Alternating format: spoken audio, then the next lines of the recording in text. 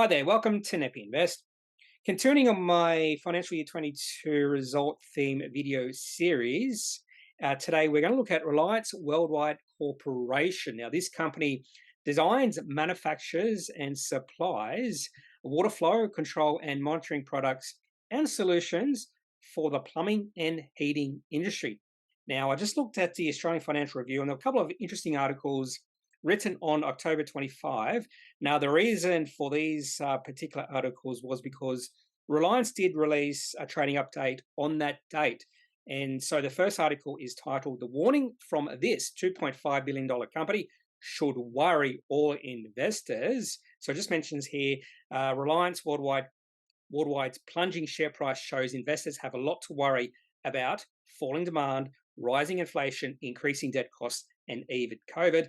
And the other article was cost cutting in the spotlight for plumbing supplies group. So we have seen a significant drop in Reliance Worldwide Corporation share price. In fact, the share price has dropped about 50% from the highs we saw maybe about a year ago. Now, in saying all that, would I classify Reliance Worldwide Corporation as a high quality or a low quality company? I probably would err on the side of calling this company high quality instead of low quality, simply because this company is growing. It has been around for a long time. In fact, this company was formed or founded in the 1940s, about 1949, if I remember correctly. But the main thing is, once this company listed on the ASX about 6 or 7 years ago, this company has seen some pretty good growth. So even though we have seen a trading update, which was a little bit negative, and a few interesting articles in the AFR, I still expect this company to grow over the next 5 to 10 years.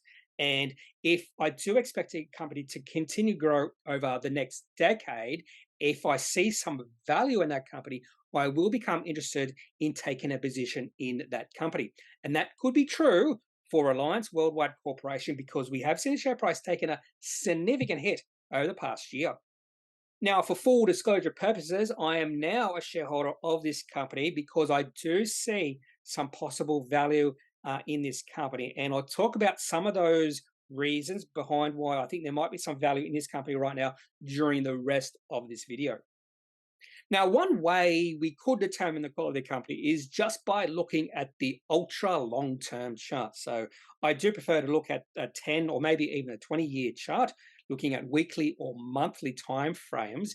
But Reliance Worldwide did list on the ASX in the middle of 2016, so about 6 years ago. However, if you do look at the chart, and this is the weekly chart for the company, you can see the share price isn't really going up from the bottom left to the top right, which is what you would prefer in a high quality company. In fact, the share price has been quite volatile for this company over the past 6 years.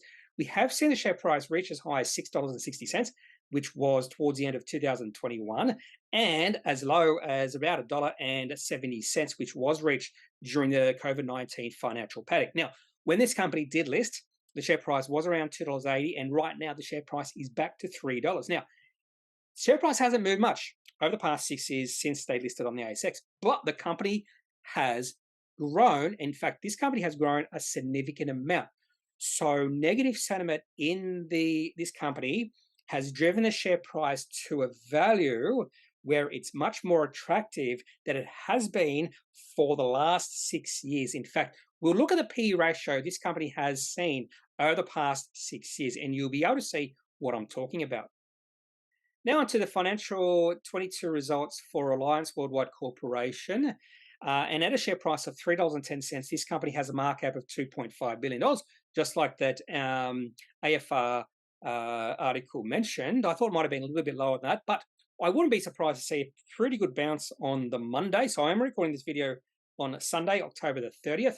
And after a really big update on the American markets on the Friday, I do expect the Australian markets to be up, say 1.5% or something like that. Anyway, Reliance Worldwide Corporation has a market cap of $2.5 billion, revenue $1.7 billion, profit $196 million, operating cash flow $127 million, and only free cash flow of $41 million. So the reason why free cash flow is significantly lower than operating cash flow is because I was a little bit surprised how capital intensive this business is. And That was probably the biggest surprise when I have had a look at this company's financials in the past. But if you do compare the profit, which is 196 million, to that market cap, you can see the P ratio of this company is moving down towards the 10 range. So just a bit above 10.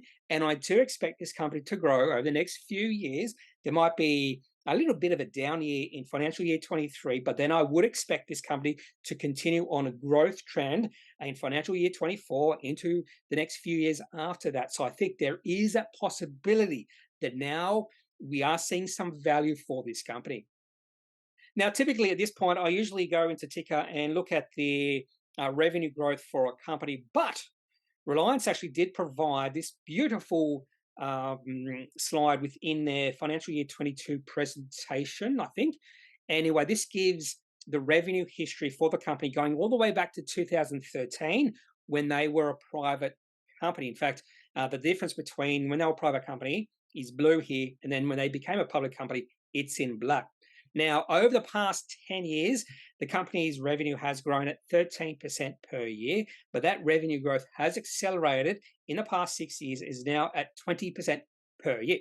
Now, this is just revenue growth. Now, this company has made some acquisitions and shares on issue have increased over the past 6 years. So I do prefer to look at revenue per share growth. So I actually did calculate the revenue per share growth over the last 5 years and over the last 3 years, and we don't see numbers quite at 20%. In fact, a little bit lower than that. So over the last 5 years, revenue per share has grown at 11.3%, and over the last 3 years, it has grown at 14.5%. But the one thing you'll notice here is generally, revenue has been growing. The only time we saw revenue come back was back in 2020 because this company was affected by COVID-19. Now onto the financial statements that I want to look at, and this is the cash flow statement. So the main things I look for here, and this is usually the first financial statement I will look at. Now, I already know revenue has grown from 2021. Now, the other thing to notice here is this company does report in American dollars. In fact, I do believe, I could be mistaken here, they're actually now based in America, and that makes sense because the majority of their business is in America. Anyway, receipts have grown from $973 million to $1.15 billion, but you'll notice that the operating cash flow has actually decreased from $205 million last year to $89 million in the most recent year.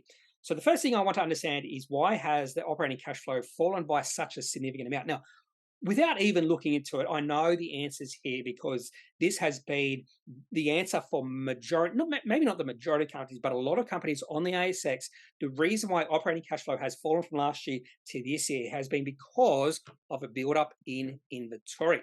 Some of the other interesting things in regards to Reliance Worldwide Corporation's statement of cash flow, payments for purchase of property, plant, and equipment, which is capital expenditure, $59 million in 2022, up from $35 million in 2021. So again, this company is a little bit more capital intensive than I thought.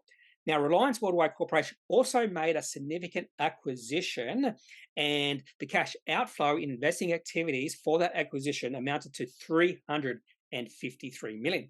And if we go to the cash flows from financing activities, one of the other ways they funded that acquisitions was by going more into debt. So proceeds from borrowings up $770 million, repayment of borrowings down or $338 million. So total increase in loans around about $332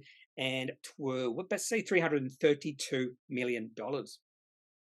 Now, in this slide and the next slide, I'm just going to show you some interesting parts of Reliance Worldwide Corporation's financial year 22 presentation.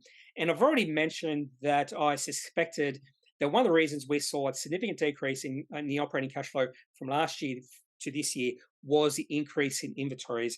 And the company confirmed that. We could have looked at the note, a cash flow or the reconciliation of cash flows from profit, but I just went to the presentation because this particular slide was titled Operating Cash Flow Impacted by Inventory Increases. In fact, the part of the commentary mentions here that operations or cash flow from operations is down or was down 44% due to increase in working capital. So increase in working capital is either increases in inventory, increases in trade receivables, or decreases in trade payables.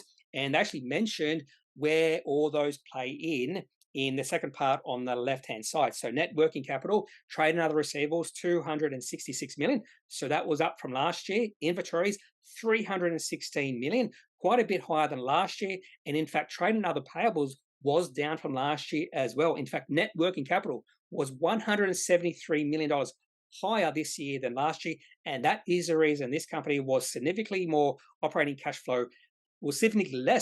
flow positive in this year than last year. Now, I probably should mention one of the main concerns I have with companies increasing their inventories is the thought that maybe they have increased their inventories way too much and they're going to have to sell a lot of their products, a lot of their stuff much cheaper than they would like. And that is a concern moving forward for many of these companies that I have seen have significantly increased their inventories, particularly if we are moving into a recession and sales of everything start to wither and fall away. So that is one threat this company will possibly experience over the next year, that they might have to sell a lot of their products at a discount. Now on to capital expenditure. And when it comes to capital expenditure, I want to know how the company is spending. And there are two main reasons, or two main ways a company will spend the capital expenditure, and that is through maintenance, or because of maintenance, and because of growth. So maintenance is simply keeping the day-to-day business of a company moving forward, while growth capital expenditure is all about increasing the revenue over time. So if we break that down, how much of capital expenditure is for maintenance, how much for capital expenditure is for growth, the company has done this in this particular slide. And the most important thing for me is that growth capital expenditure is higher than maintenance capital expenditure. So financial year 23 capital expenditure is forecast to be in the range of $60 to $70 million. So a little bit higher than the last 2 years. And they've also gone into some of their initiatives planned for the next financial year. For instance, new product initiatives within RWC's core pipe and fitting categories, and capital expenditure primarily targeted investment in new manufacturing capability. Now onto the valuation metrics, and this is where one of the reasons why I took a position in Reliance Worldwide Corporation is simply I think there might be some value right now. Now that doesn't mean the share price has reached a low. I could envisage a future where the share price falls even further from here. And on the downside, the share price could fall, say, to $2.50, even below $2. But during the COVID-19 financial panic, I think the share price of this company fell briefly below $2 before we saw a significant rebound in the share price. But right now, the PE ratio for this company is 12.8. Price to sales ratio is 1.5. Even the price to operating cash flow at 19.7. Now, I did do a reverse DCF using the earnings per share, not the not the free cash flow, simply because the amount of capital expenditure. If you do use a free cash flow and do a reverse DCF, you're going to get a significantly higher number than 6.4%. So what does 6.4% mean? It means this company will have to grow at 6.4% per year. The earnings per share would have to grow at that to justify the current valuation. So this is another reason I think there might be some value with this company, because I definitely can see a future where this company grows their earnings at more than 6.4% per year. I wouldn't be surprised to see Reliance to grow their earnings at more than 10% per year over the next 5 to 10 years. Now, on October 25, the company did release a trading update, and the share price of this company did fall, which gave me an opportunity to buy this company at much better valuations. Now, if we do look at net sales and you just concentrate on net sales, this is just for quarter one, net sales actually increased from 246 million to 303 million, a 23% increase in revenue. So straight away, if you just look at that, you might think this was an absolutely great quarter for the company. But you have to dig a little bit deeper, because reported EBITDA increased from 66 million to 77 million, 16% increase, which means EBITDA margins have dropped. And then they revealed adjusted EBITDA, and that actually fell 4%. Reported EBIT up 15%, but adjusted EBIT down 8.8%. The other thing you notice here, and this is something they included, was net debt. So this is one little thing I am a little bit wary about this company, because net debt did increase from 160 million to 518 million because of that acquisition they did make in the past year. I do prefer companies to have as little debt as possible, but for Reliance, right now, net debt of 518 does make me a little bit wary of this company, but it's not extremely bad debt at this point in time. And I think they can whittle away that debt over the next 5 years unless they decide to make more acquisitions. And in that case, maybe that net debt will actually increase.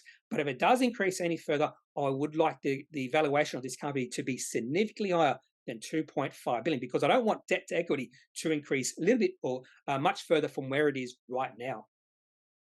So this is something I always look at, is just the historical ranges for P ratios or price to operating cash flows for all companies. I just want to know what the value or the valuation metrics for a company, any company, typically are.